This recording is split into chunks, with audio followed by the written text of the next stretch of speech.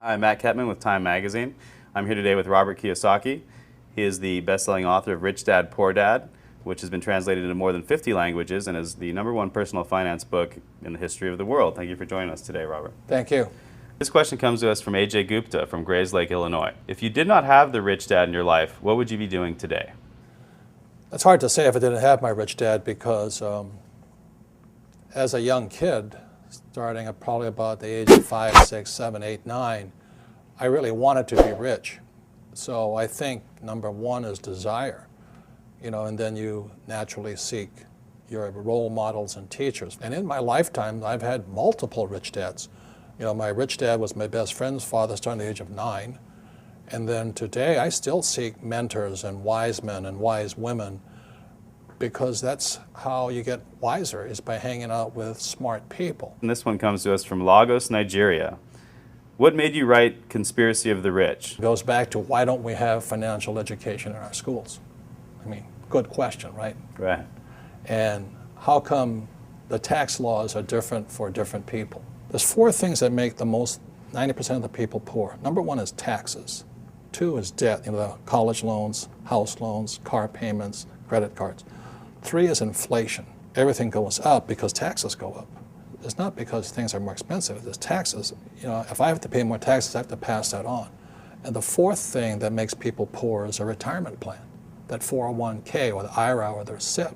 I don't need a retirement plan because all of my assets produce income. So like I have 1,400 apartments. Every month I get a check. Why do I need a retirement plan?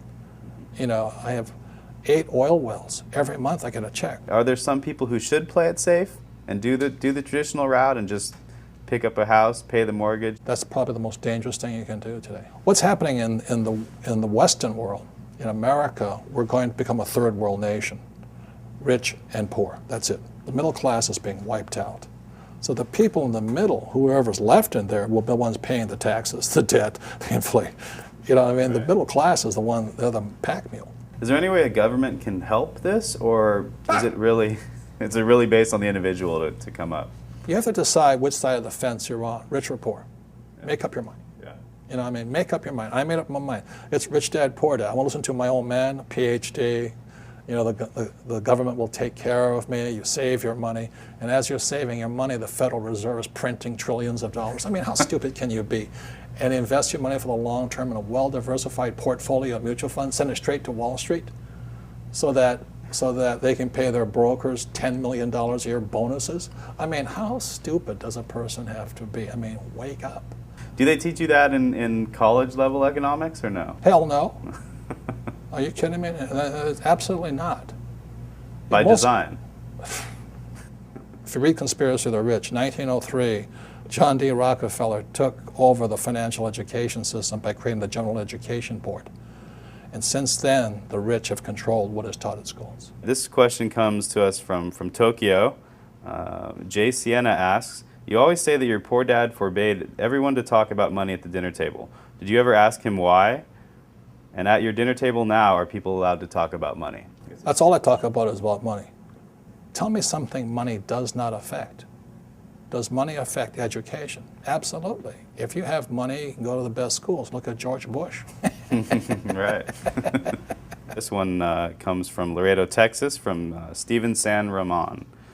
When you and your wife were living out of your car, how did you remain so confident that you would be able to accumulate enough wealth to not only retire rich, but young as well?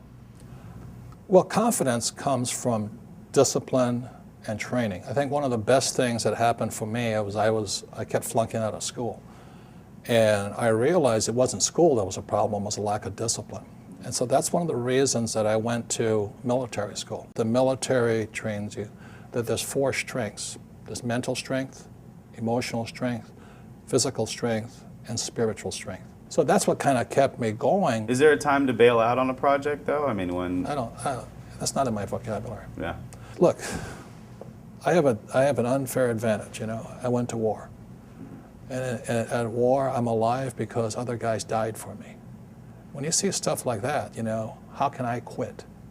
Most guys are just wimps, pussies, cowards. They don't have it. So they should get a job. Muhammad Zafar asks, is it possible for a person with no money and few resources to still make a fortune? How? Get off your butt. You have to get smart. You have to look for teachers. I mean, it's pretty obvious. Like I said, you know, if you want to be a mechanic, you go hang out with mechanics. You know, you want to be a school teacher, hang out with school teachers. Right. Right? It's really simple. I mean, and it takes determination, discipline, drive, correction. Can't quit.